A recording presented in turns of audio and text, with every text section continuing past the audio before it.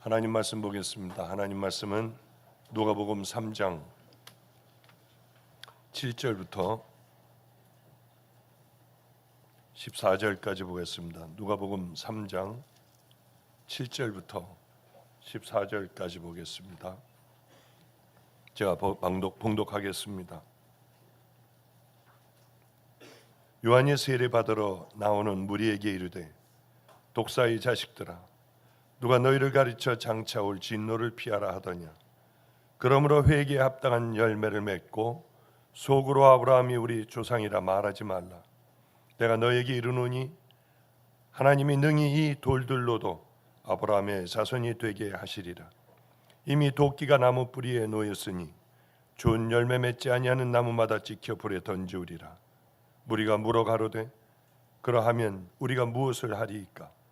대답하여 가로되 옷 두 벌 있는 자는 옷 없는 자에게 나눠둘 것이요 먹을 것이 있는 자도 그렇게 할 것이니라 하고 세리들도 세례를 받고자 하여 와서 가로되 선생이여 우리가 무엇을 하리이까 하매 가로되 정한 새 외에는 늑징치 말라 하고 군병들도 물어 가로되 우리는 무엇을 하리이까 하매 가로되 사람에게 강포하지 말며 무소하지 말고 유를 족한 줄로 알라 하니라. 아멘. 아멘. 우리는 하나님을 잘 모를 때가 얼마나 많은지 모릅니다.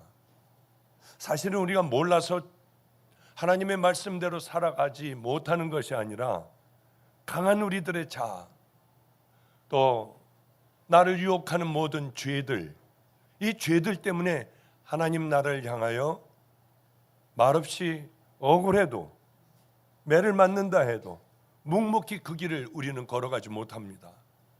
때로는 정말 하나님은 이러신 분이구나 하고 저도 깊이 알 때가 있죠. 저희 교회에 이제 신방할 때가 있습니다.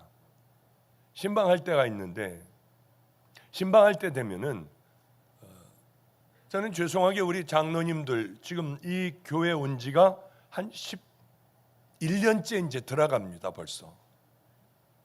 근데 죄송하지만은 장로님네들 교회에 가가지고 집에 가서 신방을 해본 게 아프셔서 한번 어느 분이 그 어머님이 아프셔서 거의 돌아가시기 전에 한번 딱 해봤고요. 제 기억으로는 그렇습니다. 또 그 집에 남선교회가 모이는데 꼭 와달라고 해서 제가 그 선교회 모이는 자리에 한번 갔었고요. 그 다음엔 장로님네들 그런 이유, 개인적인 어떤 가정을 위해서 신방해 주십시오 한 번도 안 했습니다. 제 기억으로는 그래요. 틀렸을지 모르겠지만 11년 동안요. 왜 그러냐면은 장로님쯤 되면은 교회 기둥 아닙니까? 그리고 많은 사람들을 이끌고 갈 믿음의 본이 되는 분들입니다. 근데 왜 이 사람들이 그렇게 이 땅의 세상에서 흔들리기 짝이 없는지요? 저는 그런 생각을 했습니다. 최소한도 방주교회 장로님들 같으면 장로님, 제가 장로님네 집에 신방 좀 가겠습니다. 죄송해서. 그러면 목사님 오지 마세요. 가난한 사람들에게 가십시오. 힘든 분들에게 가십시오. 아니 우리는 됐지 않습니까? 또 많은 사람들, 이 많은 사람들이 예배 드리는데 목사님 저구같이요, 저 가난한 저 집에 병들어 죽어가는 집에 저 집에 가십시다 하고 저를 끌고 간다면 그건 저는 행복한 목사예요. 그 교회는 어찌 됐건 간에 그 교회는 살아있는 교회가 될 거예요. 저는 감사하게 그런 것에 대하여 단 한 번도 불평을 들어보지 못했습니다. 뒤에서 불평하는지는 몰라도 저에게 목사님 우리 집에 왜 안 오세요? 한 번은 오셔야죠. 장로인데요. 그런 소리 저는 한 번도 못 들어봤어요. 참 감사하다 생각을 늘 하고 있는 사람입니다. 저는 그런 생각을 해요. 정말 천국 가는 귀한 무리들은 근본적으로 가장 중요한 본질이 무엇일까? 중요하지 않은 것 갖고 싸움질들 하고 그러는 것이 아니라 우리는 어디에 싸워야 하느냐? 본질적인 그것이요. 우리들의 생명을 던질 만한 그것을 붙들고는 우리 죽어라고 싸우지만은 모욕당하고 능멸당하고 그저 손해보고 하는 것들은 그저 그냥 신경 안 쓰고 그냥 가는 것이 좋지 않을까. 그럴 때 하나님이 내 가정을 책임져 주시고 내 집을 책임져 주시지 않을까. 내 인생을 책임져 주시며 우리는 귀한 성도의 길을 걸어가는 게 아닐까 하는 생각을 나름대로 좀 한번 해봅니다. 그런데 이제 신방 기간이 되면 가난한 사람들을 제가 신방을 해요. 정말 어려운 분이요. 우리 교인이 아니라도요. 죽어가는 사람 있다면 물론 이번 주에도 그저께도 물론 신방을 하고요. 죽어가는 분들 가서 다 기도를 해드리고 그렇게 했습니다. 불행한 분들은 제가 가요. 우리 교회에서도 정말 나는 가장 불행한 사람이다 하면은 사무실에 말씀을 해주시면 정말 불행한 사람들이라면 제가 왜 신방을 안 가겠습니까? 그런데 우리 교회에 그래서 제일 가난하고 병든 분들을 1번으로 제가 신방을 합니다. 교회 밑에 층계를 막아놓은 노숙하는 분이 계신 그곳에 가서 신방을 했는데 어디서 들은 모양이에요. 아마 신방을 하면 신방비를 줘야 한다고. 그래서 2만 원을 봉투에 넣어놓고요. 그러고서 기다리더라고요. 우리 교회 저는 신방비를 안 받습니다.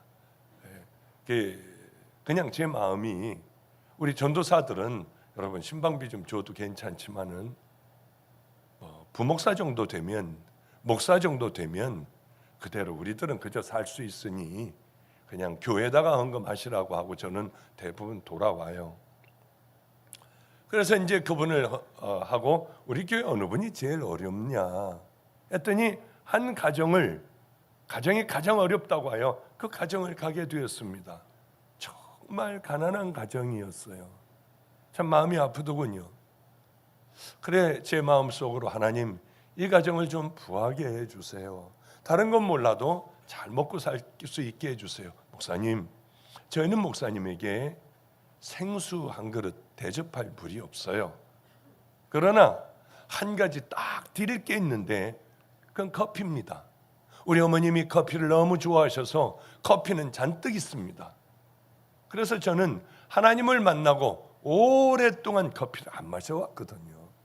왜냐하면 좋아하던 세상의 것은 다 끊는다 하여 그 중에 하나도 커피였습니다. 커피는 내가 입에도 안 돼. 커피를 안 마시면 불안했어요. 그만큼 좋아했습니다. 그러나 커피를 주님을 만나고는 다 세상에 제가 좋아하던 걸 끊고 이 길로 들어왔거든요. 그런데 처음으로 그 커피를 만나게 되었어요. 내 양인데 목사를 대접하고 싶은데 대접할 것은 딱 하나밖에 없는데 나 이제는 커피 안 먹겠다고 결단을 하고 이 오랜 세월을 20년을 넘게 왔는데 내 양은 가난한 양은 커피밖에 없는 거예요. 그래서 제가 커피 얼마나 좋아하는데요, 성도님. 그랬더니 그래요? 하면서 다방 커피를 하나 다 주셨어요. 이거를 혹시 맛이 들까봐 시켰습니다. 저 얘기하며 다 시킨 다음에 한 번에 훌쩍 그냥 다 마셔버렸어요. 아주 그냥 꿀꺽하고 침까지 다 이렇게 다 마셔버렸어요. 근데 별로 맛도 없더군요. 그랬더니 그 성도님이 물론 여기 앉아 계신가요? 잘 모르겠습니다. 뭐라고 하느냐면 우리 목사님 커피 무지하게 좋아하시는군요. 한 번에 마시니까. 그러더니 또 타주시더군요. 그래서 그것도 이제 한 번에 다 마시면 나는 안 돼. 나 같은 목사는 안 돼. 하나님 앞에서 내가 안 먹겠다고 하고 세월이 흘렀다고 나 지금 또 먹고 앉아 있잖아. 아무 맛도 없어요. 물 좀 달라고 해서 물도 해가지고 다 부셔서 그냥 다 넘겨버렸어요. 그리고는 밤에 이제 제가 늘 하듯이 성령님 저는 안 되죠.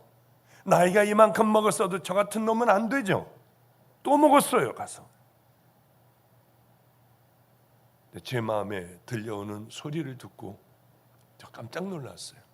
내 종아, 그 마음을 잊어서는 안 된다. 그때 얼마나 좋았는지요. 너 먹었어, 안 먹었어? 너 나하고 약속했잖아. 그게 아니라 우리 주님은 네 마음의 중심이었더니 또 하나를 알게 돼요. 아, 우리 주님은 이 주님이시구나. 그래, 바리새인과 같은 그 삶이 아니라 네 마음은 어땠니? 우리가 오늘 이 자리에서 예배를 드립니다. 화려하게 다 세수하고 온갖 것 다 바르고 찍어 바르고 나왔으나, 제일 좋은 옷으로 우리는 갈아입고 나왔으나, 우리 주님이 보시는 것은 너 무슨 옷 입고 나왔니? 너 샤워를 하고 나왔니? 안 하고 나왔니? 너는 로션은 뭘 입고 너는 구두를 뭐 신고 나왔어? 우리 주님은 그거 물으시지 않을 거예요. 초라하기가 짝이 없다 해도, 냄새나는 옷을 입고 씻을 데가 없어서 초라하게 나왔다 해도, 너 나를 얼마나 사랑하니? 너는 이 예배를 위하여 어떤 준비를 하고 나왔니? 이 예배는 너에게 있어서 어떤 의미가 있니? 우리 주님은 분명히 그것을 물어보실 거예요. 너는 돈을 얼마를 갖고 나왔는데 얼마를 헌금하려고 하니? 우리 주님은 돈을 좋아하시는 분이 아니에요. 참 재밌는 얘기를 오늘 들었습니다. 다른 교회들은 다 삭감하고 뭐 난리가 났어요. 더 줄이고 교인들은 빠져나가고요. 뭐 난리들이 났더군요. 그래서 삭감하느라고, 예산 삭감하느라고 난리예요. 어제 재정부장을 제가 좀 만났습니다. 은근히 걱정이 되더군요. 오늘도 장로님하고 만났어요. 같이 식사를 예배가 끝나고 식사를 하면서 재정부장에게 들었던 얘기를 다시 한번 확인했습니다. 말도 안 됐어요. 아니, 장로님, 우리 교회 벌써 예산이 50%가 벌써 이번에 넘습니까? 그러면 목사님, 헌금이 50%가 이번에는 더 나올 것 같아요. 올해는요. 늘 거치던 것보다 50%가 더 나왔대요.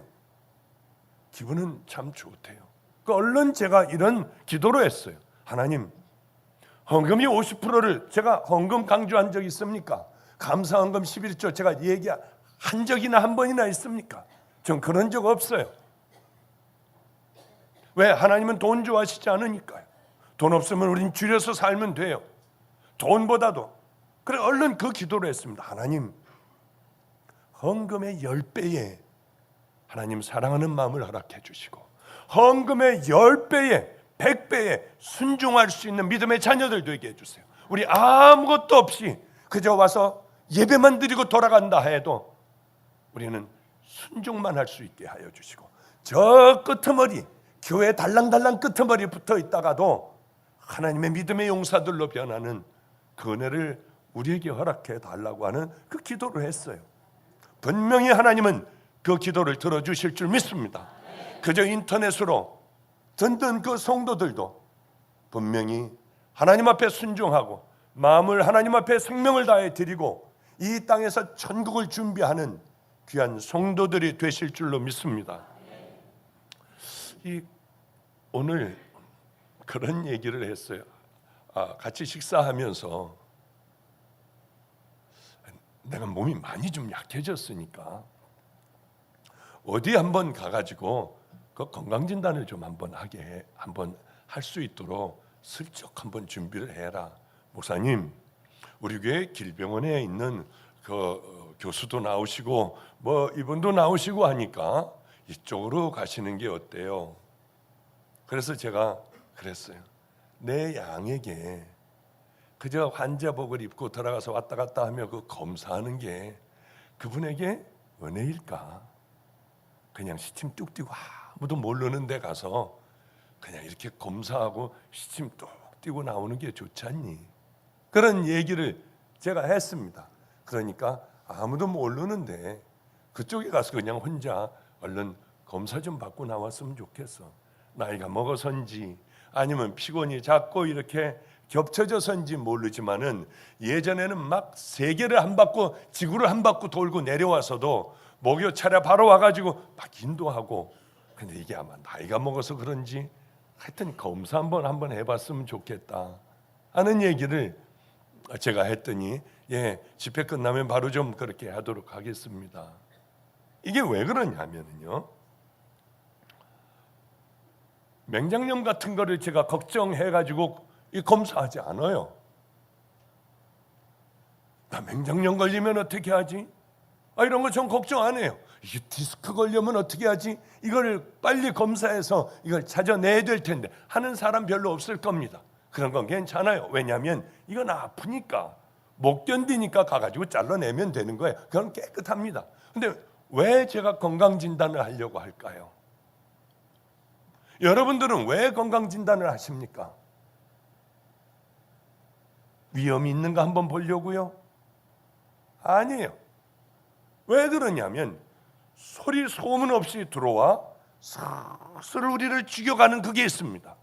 그 뭡니까? 암이에요. 암. 간의 암이부터 우리 매형 참 얼마나 재밌었는지. 간의 암이 골프공만한 암이 2개나 들어가 있어도 몰랐어요. 아무렇지도 않았어요. 그런데 미국에 제가 집회 갔다 누님네 집에 머물며 같이 가정 예배를 드리는데 너는 죽을 것이다. 우리 주님이 그러시더군요. 그래서 얘기를 했어요. 매형은 죽을 거라고. 얼마나 화를 내고 그 집안이 발칵 뒤집혔는지요. 그 누나네 못 입고 짐 싸가지고 큰 누나네로 이사 갔어요. 얼마나 그러는지요. 그러나 바로 얼마 안 있다 검사를 해보니 골프공만한 간암이 2개나 들어가 있었습니다. 그런데도 아무렇지도 않았어요. 늘 피곤하듯이 그저 좀 피곤한 정도였습니다. 이만큼 무서운 거예요. 결국은 지금 살아났지만요, 가장 악성인데 죽음 바로 밑에 가서 바로 죽음까지, 스탠포드 대학에서 죽음 바로 밑바닥까지 이제 끝났다고 하고 숨을 헐떡거리다가 그 명은 살아났습니다. 오늘도 예배 올 거예요. 지금 한국에 잠깐 나와 있습니다. 그렇게 무서운 것이더군요.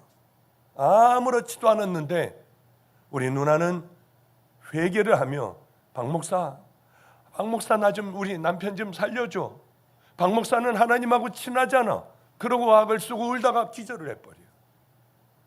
기절을 했대요. 그리고 전화 오면 박 목사 하나님하고 친하잖아. 제발 얘기 좀 해달래요. 어제 기가 막히면 그렇겠습니까? 아주 비명을 날마다 지르는데요.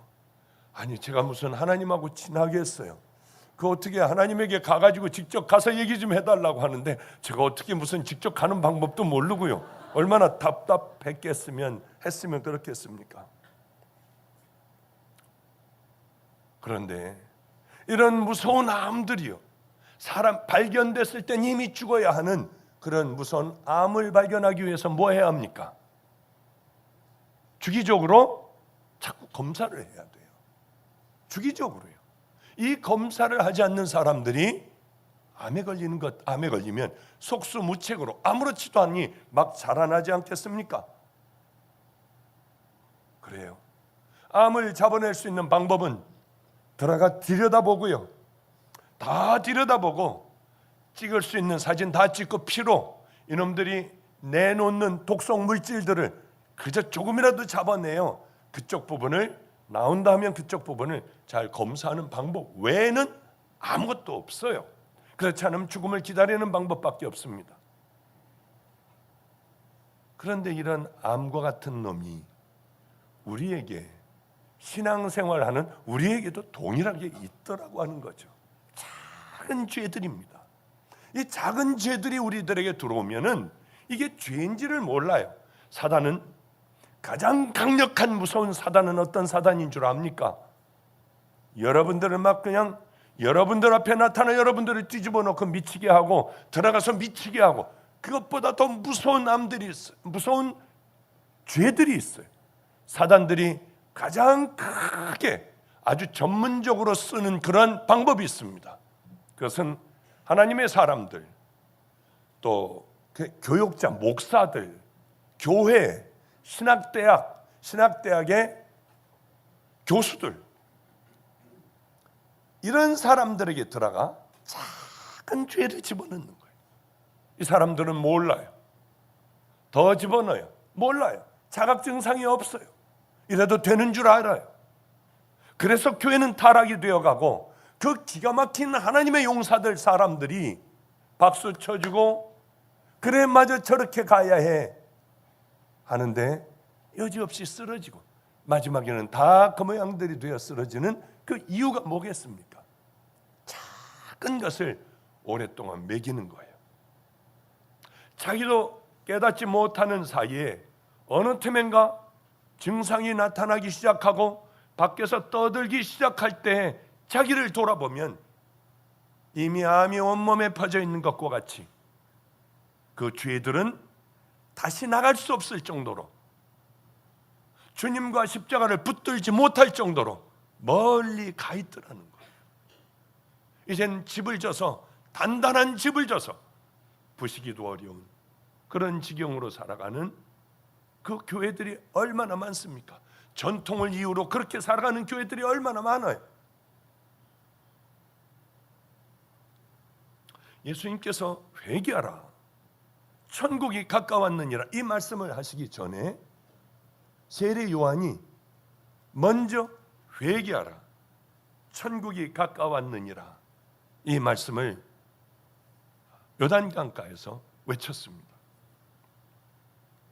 이때 예루살렘과 온 유대와 요단강 사방에서 다 그에게 나와 자기의 죄를 자복하고 요단강에서 그에게 세례를 받고 있었어요. 다 나왔어요. 세례 요한이 회개하라 천국이 가까웠느니라 하니 수도 없는 많은 사람들이 나와 세례를 받고 있었습니다.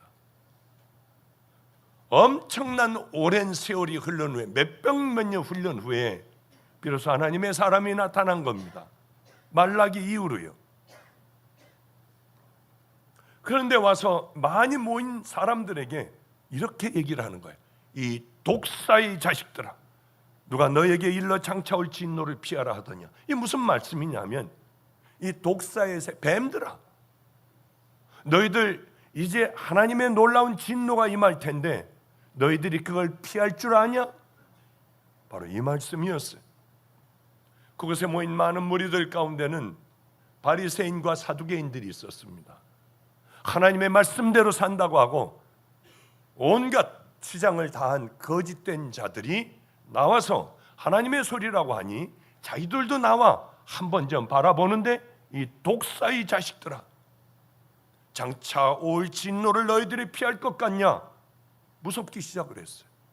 그래도 옛날에는요 바로 예수님 오시기 바로 이때에는 사람들이 순수하기라도 했어요. 우리는 완악해질 대로 완악해졌습니다.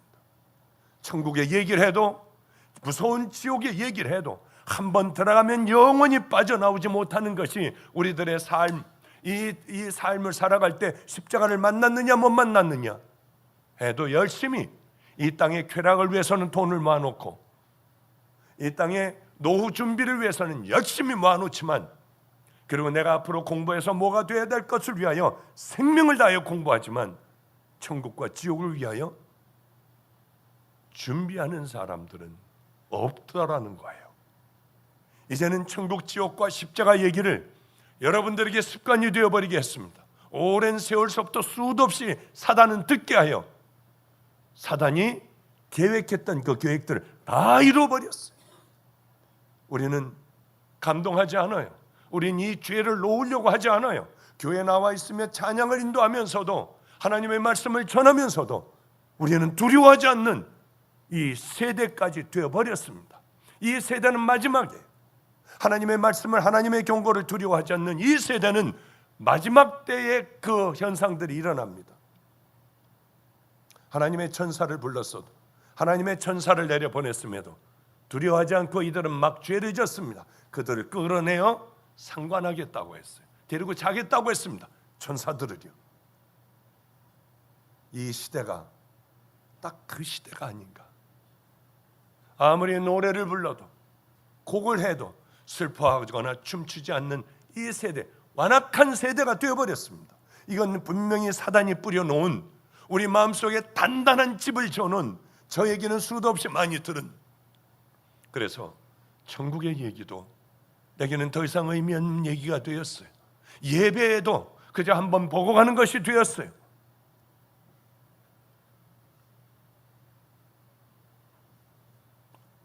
이렇게 나와 그저 멀거니 앉아있는 사두개인, 바리새인, 많은 교계의 지도자들을 향하여 이렇게 얘기합니다.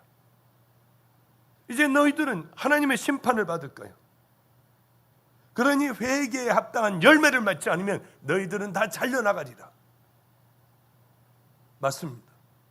여러분들은 예수님을 믿고 하나님의 자녀로서 회개했던 합당한 열매를 맺습니까? 죄를 우리 안에서 버리게 되면, 더러운 죄들을 십자가에 못 박게 되면 우리는 저절로 우리도 모르는 순종의 삶을 살아가게 되고, 그 삶 끝에는 열매들이 맺힙니다. 여러분들은 그 열매 맺는 삶을 살고 있습니까? 아니면은 그저 이대로 살다가 죽으면 어떻게 되는 거 아니야? 그러자 우리 같은 사람들이 지옥 간다고? 우리 같은 사람들이 도끼로 찍힌다고? 우리의 조상은 아브라함이야. 난 아브라함의 피를 받고 여기까지 왔어. 속으로 아브라함이 우리 조상이라 말하지 말아라. 이 돌들도 소리 지르면은 아브라함의 조상이 다 될 수 있어. 너희들은 그저 버려진 돌덩어리야. 아브라함을 혈육으로 조상으로 갖고 있다 해서 너희들의 죄들이 면해질 줄 아느냐? 하나님의 심판 날에 아무 도움이 되질 못해. 그 족보 하나 가지고 너희들이 이 화를 면하려고 하느냐? 너희들이 교회 나와 예배 한번 드리는 것만으로, 헌금 한번 하는 것만으로 너희들이 구원받을 줄 아느냐? 이 도끼 나를 피할 줄 아느냐 하는 그 음성 아니겠습니까? 아무리 아브라함이 조상이라 해도 하나님의 말씀대로 순종하며 죄를 버리고 십자가의 보혈로 여러분 씻기지 않는다면, 순종하는 삶을 살지 않는다면 열매 맺지 못합니다. 그리고 길거리에 굴러다니는 돌멩이보다도 못하다고 우리 주님은 말씀을 하고 계신 것 아니겠습니까? 이미 도끼가 나무 뿌리에 놓였으니 좋은 열매 맺지 아니하는 나무마다 찍혀 불에 던지우리라. 그러니까 이런 물음을 물어요. 그럼 우리가 어떻게 하면 됩니까? 잘 들으세요. 뭘 해야 하느냐? 옷 두 벌 있는 자는 옷 없는 자에게 나눠줄 것이요, 먹을 것이 있는 자도 그렇게 할 것이니라. 이때는 가난하기가 짝이 없는, 못 먹어 죽어가는 사람들이 길거리에 널려 있는 그때였습니다. 옷이 없어 그저 발가벗고 다니는 사람들이 얼마나 많았는지 몰라요. 나뭇잎으로 그저 중요한 부분만 가리고 살았던 사람들이 수도 없었습니다. 그런데 이때 옷이 많은 예수님을 따른다고 하는 자들, 하나님의 종들이라고 하는 자들, 수도 없이 많은 걸 가지고 있으면서도 절대 나누지 않고 그저 나 혼자 먹고 살았던 바로 이들, 남아도 오는 사람이 먹을 것이 없어 죽어가는 자들을 보고 외면하는 이런 악한 자들에게 너희들이 정말 아브라함의 자손들이냐? 아브라함의 자손이면 열매 맺고 너희들이 순종하는 삶을 살아가야 할 것 아니냐? 준엄한 심판을 하기 시작을 하는 거예요. 우리들의 삶은 어떻습니까? 우리들의 교회를 열심히 이렇게 나와 잘 예배를 드린다고 하며, 그래 나는 하나님의 자녀야, 돌들도 웃는다고 하셨어요.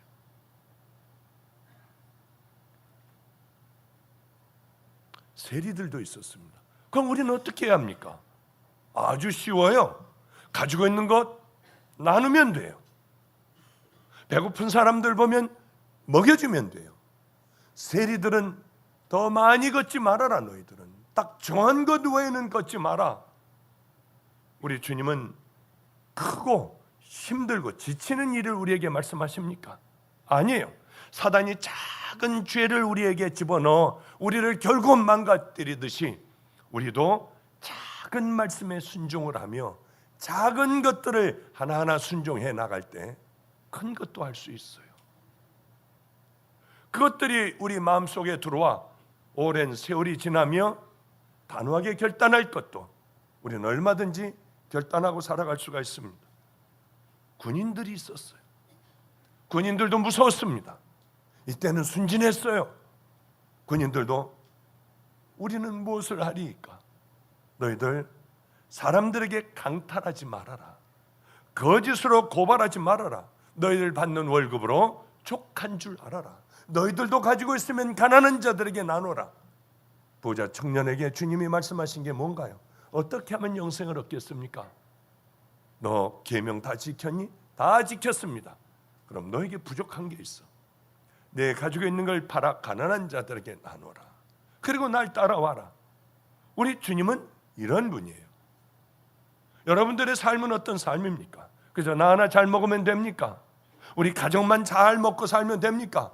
얘만 좋은 대학 들어가면 우리 너무 좋아 박수를 칩니까?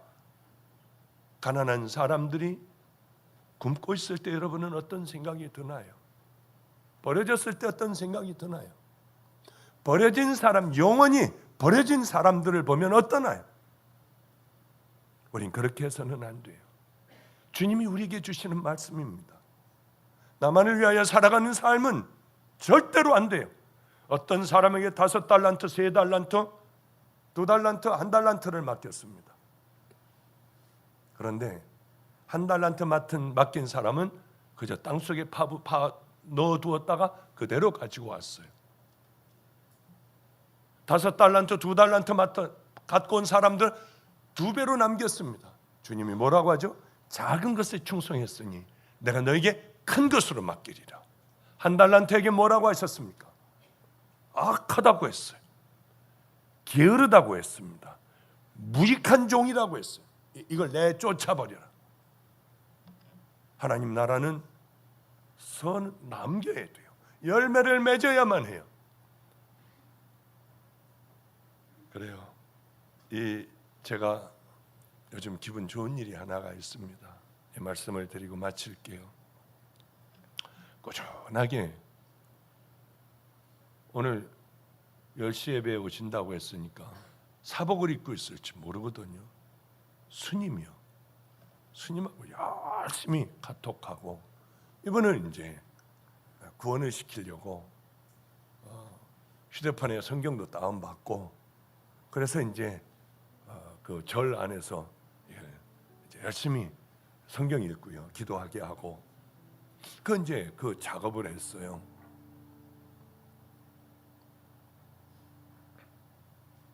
근데 20대에 들어가 가지고 오랫동안 거기에 머물러 있으니 어떻겠습니까?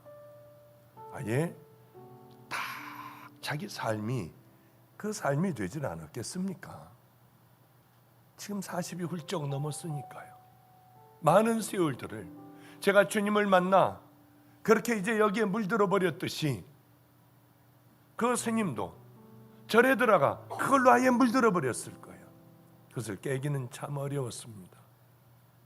어찌됐든 드디어 이제 저희 집에서 같이 살게 되었어요. 목사님, 이 물을 다 빼버리려면 3년이라는 세월이 필요할 것 같아요.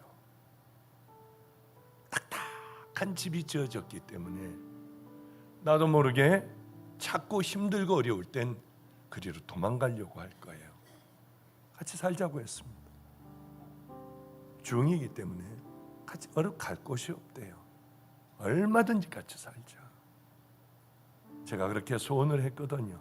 그분을 처음 만났을 때 글을 써달래서 못 쓰는 글로 탁 썼습니다. 하나님이 세상을 이처럼 사랑하사 독생자를 주셨으니 이는 저를 믿는 자마다 멸망치 않고 영생을 얻게 하려 함이니라. 그리고 거기에 당구장표를 하나 하고요. 하나님, 승복을 벗고 종의 옷을 입게 하옵소서. 그리고 코팅을 해가지고 그를 그분에게 드렸어요. 목사님, 이것을 승복 저 깊이 저는 마음에 품고 다닙니다. 야, 이거 가능성이 있겠구나. 적극적으로 열심히 그분에게 카톡도 하고 같이 말씀도 나누고, 목사님, 이 말씀은 의미가 모르니 말씀을 내려주옵소서 하면 열심히 해가지고 말씀을 올려주었어요. 그냥 서로 내려주고 올려주고 하다가 보니 이게 되더라는 거예요. 아마 그렇게 멀지 않아 저희 집으로 들어오고 그저 군소신학에서 하나님을 알고 싶다고 하니 그저 군소신학 건강한 그곳에서 그저 신학을 하게 하고 그리고는 하나님의 일을 함께 해 나가는 믿음의 자녀를 만들어야겠다. 저희 누나가 그러세요. 이러다가 이 집 종교 통합되는 거 아니야? 누나 염려하지 마라. 우리는 세상의 사람들이 다 들어와 믿음의 용사들이 되는 집을 만들 거야. 누가 뭐라고 하면 어때요? 난리 날 거예요. 또 거기가 종교 통합이고 저 목사가 이상하게 됐고 저는 그런 거 신경 안 써요. 한 영혼이 주님을 도저히 하나님 앞에 돌아올 수 없는 영혼이 주님 앞에 돌아온다면 얼마나 이 또한 기쁘고 감사한 거겠어요. 이것이 열매구나. 이런 것이 하나님께서 내게 주시는 귀한 열매구나 하는 생각을 했습니다.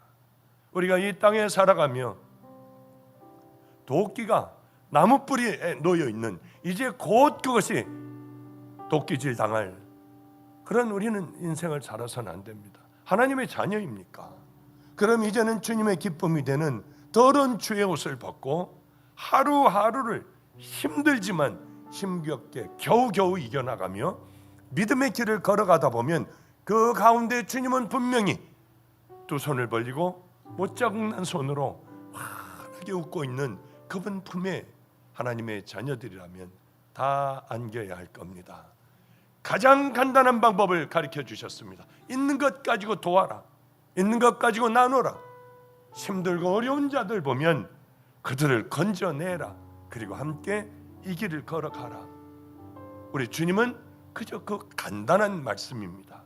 이제 작은 것서부터 가장 작은 것서부터 하나님의 귀한 믿음의 용사들이 되어 세월이 흐르기만 하면 깜짝 놀랄 세상이 감당하지 못할 귀한 믿음의 용사들, 예수 그리스도의 신부들, 귀한 성도님들 되시기를 주님의 이름으로 축복합니다. 기도하겠습니다. 하나님, 나도 성도가 될 수 있나요? 나도 믿음의 용사가 될 수 있나요? 주님의 대답은 옷 2벌 있으면 1벌 주어라.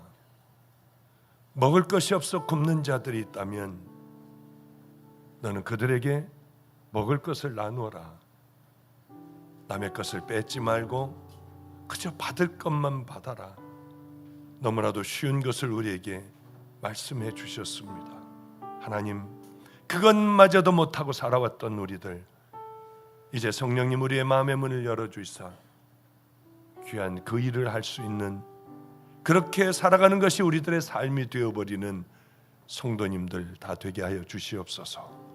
예수님 이름으로 기도드렸습니다. 아멘.